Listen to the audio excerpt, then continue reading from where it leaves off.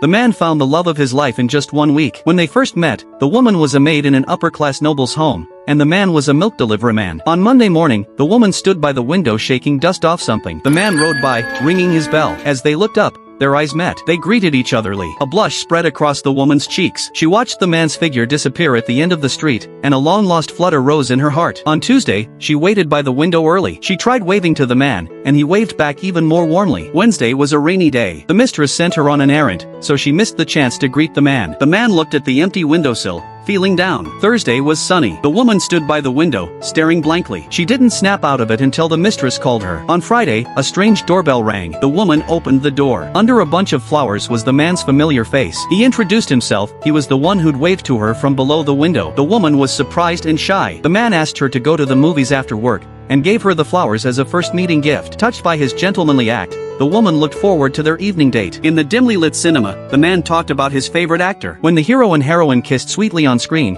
he naturally put his hand on her shoulder. After the romantic movie ended, the woman took his arm and they walked along the streets of London. Love is a game for the brave. From meeting at the windowsill to romantic dates in just a few days, the woman had completely fallen for this interesting man. When the man smelled the roses by her front door, the woman had already taken him home to meet her parents. She said her father loved this carefully tended little garden most. She had 11 siblings, but 3 had died young. She told him never to mention those sad things in front of her parents. She carefully adjusted her boyfriend's red tie, wanting him to make a good impression on her elders. Hello, dear.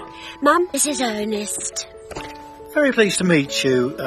Once their relationship was confirmed, the man was honest with his girlfriend. He was a poor man, with a family and financial situation that weren't great. All he had was a heart full of love, with no reservations. But the woman still fell in love. She told her mistress she was quitting, to marry a man. When she left the noble's mansion, I'm gonna be married. she felt happy. They stepped into marriage with the hopes of they were no longer separate individuals, but husband and wife, bound for life. To start their new life, they took out a loan to buy an apartment. The man politely let the landlady go in first. The apartment had no furniture, but it was clean and tidy. They imagined how to design and decorate their new home, deciding to work together to fill it little by little. They went to the small garden outside. A stray black kitten walked at their feet, becoming the first new member of their family. They could hardly believe how quickly happiness had come. With the blessing of relatives and friends, they had a simple wedding in a church.